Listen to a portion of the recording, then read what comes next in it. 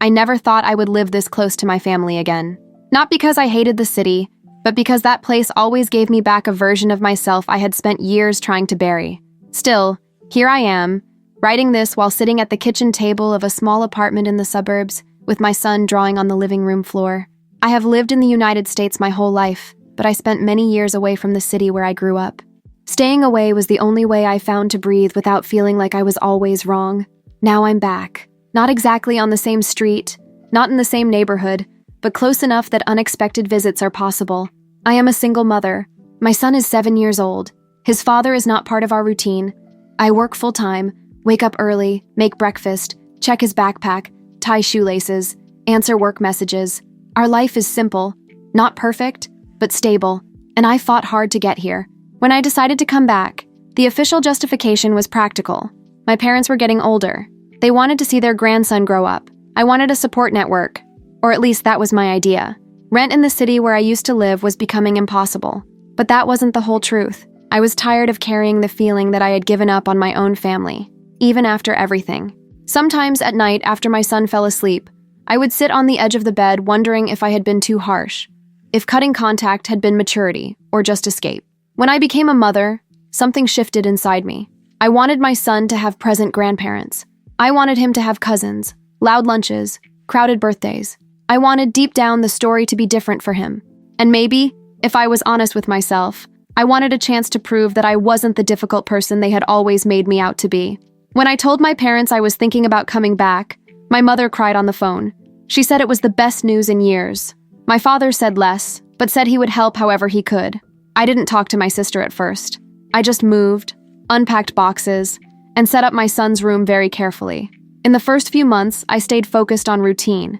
New school, new job, new grocery store. My son seemed excited. He adapted easily. Sometimes I watched him talking to other kids and thought that maybe that was what I needed to learn from him, to go without fear. The idea of giving it another chance didn't come all at once. It seeped in, through casual comments, through old photos my mother sent, through messages saying my sister was different now, more mature, calmer, committed, literally committed, according to my mother. I told myself that her changing didn't mean forgiving, but the truth is that I started rehearsing conversations in my head, adult conversations, without drama, without the past. I didn't want a movie-style reconciliation. I just wanted something functional. We grew up in the same house, with the same official rules. In practice, it wasn't the same. I was the oldest, the responsible one, the one who had to understand. She was the youngest, the one who was still learning. That phrase became an excuse for everything. It always had. When we were teenagers, I already felt that something had changed, but I didn't know how to name it. It was the way she rolled her eyes when I walked into a room, how she laughed quietly when I spoke, how she turned any mistake of mine into a joke in front of others. My parents weren't monsters. That made everything more confusing. They worked a lot, were tired, thought fights between sisters were normal. My mother said I should be the example. My father asked for patience. There came a point when things started disappearing. Stories were distorted. Mutual friends began to look at me strangely until I realized that someone was speaking for me, about me. In college, the physical distance helped, but it didn't solve it. Every call home was a minefield. Every visit, a silent tension. Until the day I realized I didn't trust her anymore. At all. When I finally cut contact, there was no dramatic announcement. I just stopped calling, stopped answering, stopped going back. My parents tried, in their way, saying family was forever. I was called resentful, proud, overreacting. At no point did anyone ask how I felt. They only asked when I would get over it. Over time, the absence became normal. I built a life without her. Maybe that's why, years later, when the idea of reconnecting came up, it didn't come as a desire. It came as guilt. Guilt for being okay without them. It took me months to call her. When I finally did, it was on an ordinary late afternoon. My son was in his room, talking to himself while building something with blocks. I stayed in the kitchen. She answered too quickly, like she had been waiting. Her voice sounded different, controlled. She asked about my job, about my son, talked about the engagement as if she were listing an achievement. I listened more than I spoke. In the days that followed, we exchanged short messages, neutral things, comments about the weather, traffic, how the city had changed. No direct reference to the past, no apologies, no demands either. When we met in person for the first time, it was at a cafe near a big mall, the kind that looks the same in any city in the United States. She arrived before me. She was put together in a way that screamed, "I'm doing well." She hugged me quickly. We talked for almost an hour. All surface level. Work, plans, new restaurants. She talked a lot about her partner, about how stable he was, reliable, different from everything she had lived before. I nodded, smiled when expected, asked polite questions.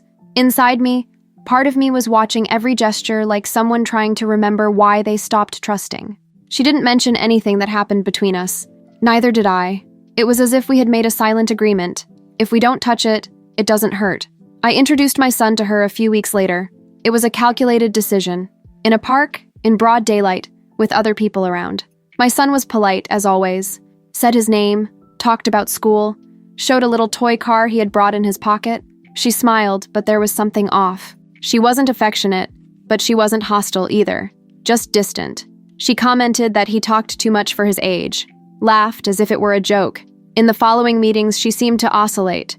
Sometimes she ignored my son completely. Other times she tried to interact, but always with a tone that felt performative, as if she were showing someone that she was trying. I noticed, but didn't confront it. I told myself not everyone knows how to deal with kids. My parents were excited about the reconnection. My mother talked as if everything was resolved just because we were sitting at the same table. My father seemed relieved. They said I was doing the right thing, that this was maturity. I didn't notice when I started letting my guard down. I just know that when I realized it, she was already close enough to reach something I didn't know was exposed. The request didn't come all at once. It came in layers, like almost everything with her. First came casual comments. That organizing a big event was stressful. That everything was too expensive. That vendors weren't responding. I listened in silence, with that polite attention that doesn't commit to anything. Somewhere inside me, something was already tense. Then came the more direct conversation. We were at my parents' house, sitting at the kitchen table. My son was playing in the yard with the neighbor's dog. She said she had already taken care of almost everything for the event. Dress, invitations, decor.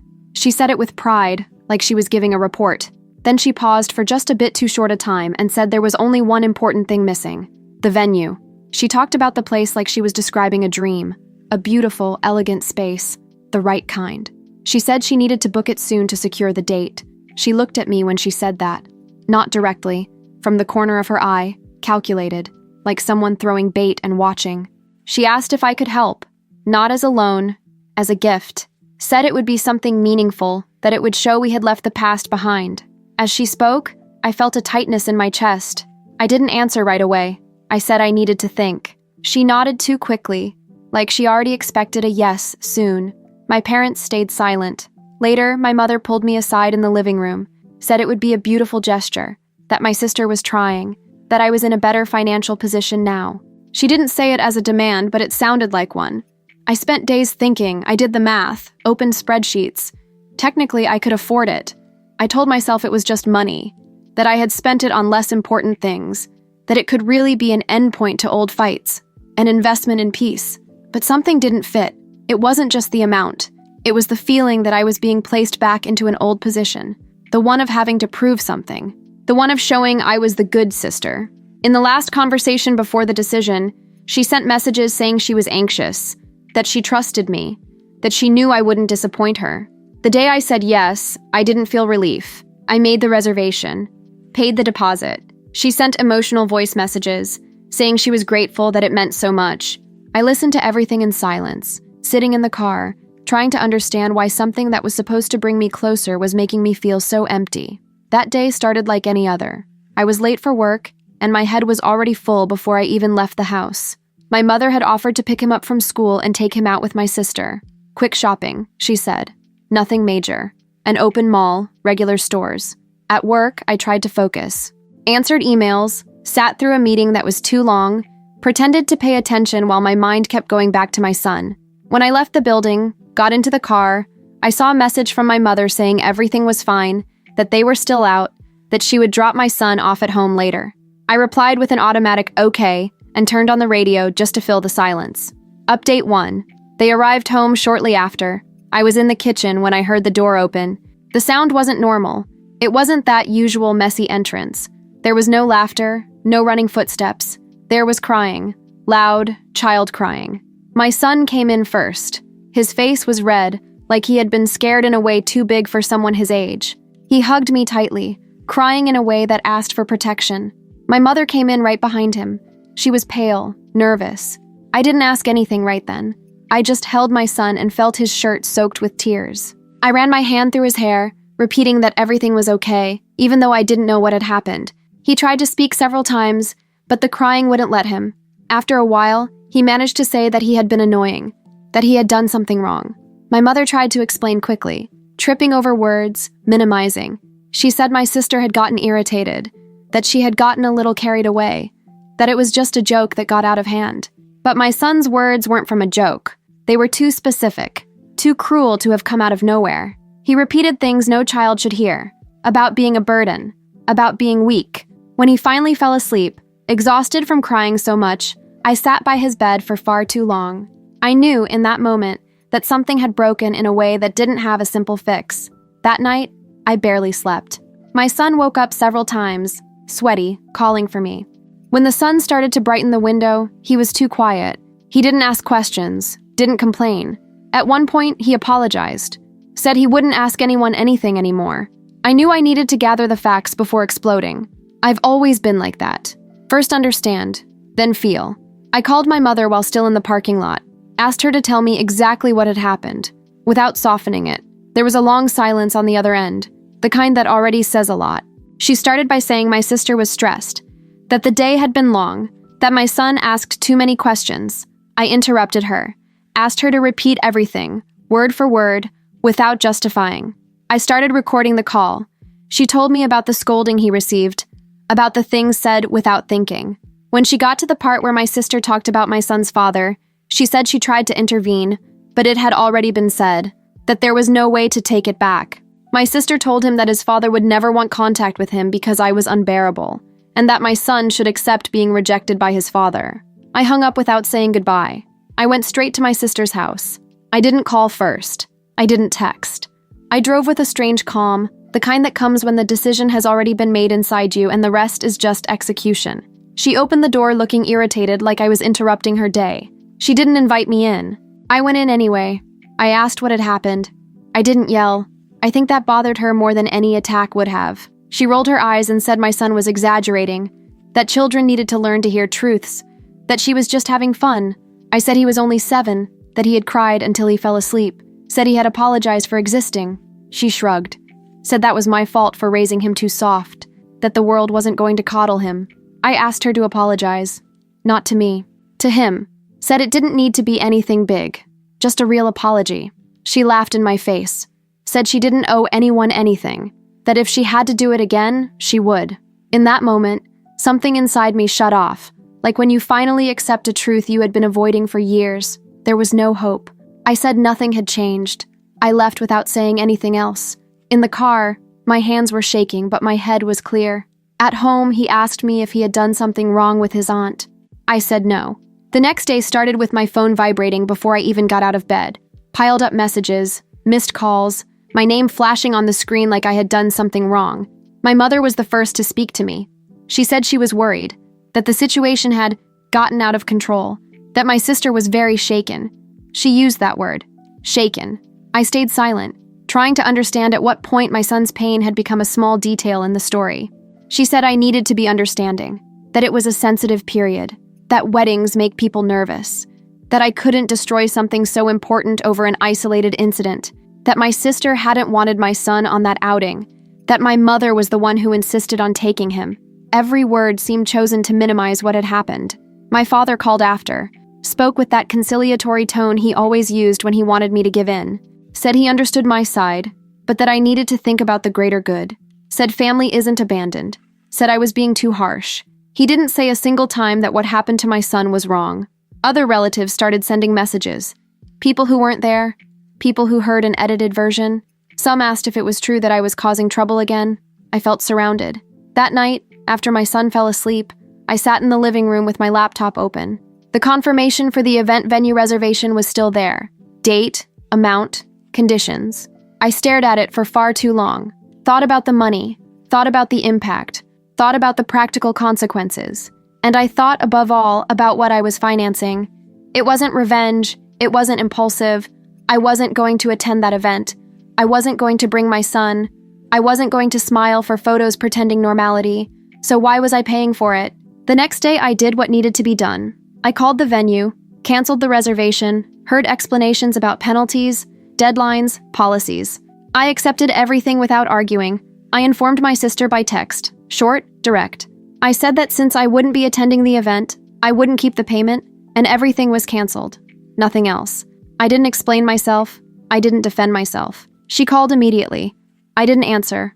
Called again. I didn't answer. Minutes later, my parents started. One call after another, messages in all caps, long voice notes. I turned off my phone and left it in another room. When I finally listened to the messages, hours later, it was pure chaos. Screaming, accusations. They said I was ruining everything, that I was cruel, that it was unfair. No one mentioned my son. No one asked how he was after what she had done. I knew it wouldn't end there. I knew something bigger was forming. In the following days, I avoided common places, changed schedules, went to the grocery store later, picked my son up a few minutes earlier than usual.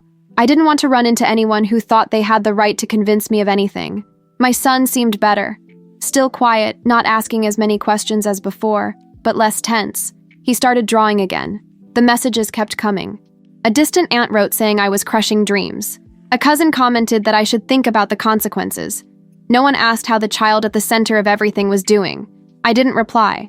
What I didn't expect was the call that came in the middle of the afternoon on an ordinary workday, a number I didn't have saved. I answered thinking it might be the school. On the other end, a male voice, polite, restrained. He said his full name and explained that he was my sister's fiancé. Asked if I could talk for a few minutes. Update 2. We met 2 days later at a small cafe near downtown. He arrived on time, shook my hand. He started by saying he didn't want to create more problems, that he was confused, that he had heard different versions of the same story, said he knew about the venue cancellation and that it had raised many questions. I listened in silence, let him talk. It was clear he was trying to organize pieces that didn't fit. At some point, he asked directly what had happened with my son, not with my sister, not with the event, with my son. I told it in the simplest way possible. The outing, the words that were said, the crying crisis she caused in a 7-year-old child rejected by his biological father. He asked if I was sure, so I played the recording of my mother explaining it for him to hear. I watched his face change little by little. He said he didn't know, that no one had told it that way, that he had always thought my sister was tough, but never cruel.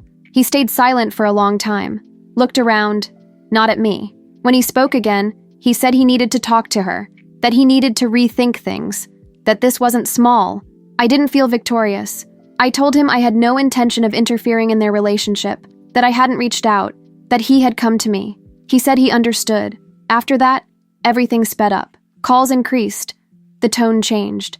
Now it wasn't just accusation, it was panic. My mother texted saying I had gone too far, that I had involved someone who shouldn't be involved. My father asked me to call back. I didn't. I felt something big was about to happen.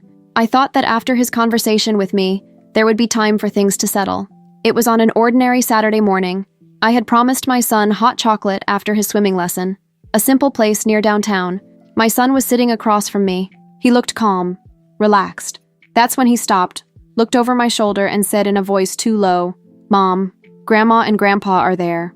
They were coming in. My parents in front. My sister right behind. I don't know if they saw me before entering or if it was coincidence. I only know that when our eyes met, there was no surprise. There was decision. They came straight to our table. My mother started speaking too loudly, asking why I was avoiding everyone. My father asked for calm but didn't move. My sister didn't say anything at first, just stood there, arms crossed like she was waiting her turn. People around started to notice. My son shrank in his chair. I asked to talk another day, somewhere else.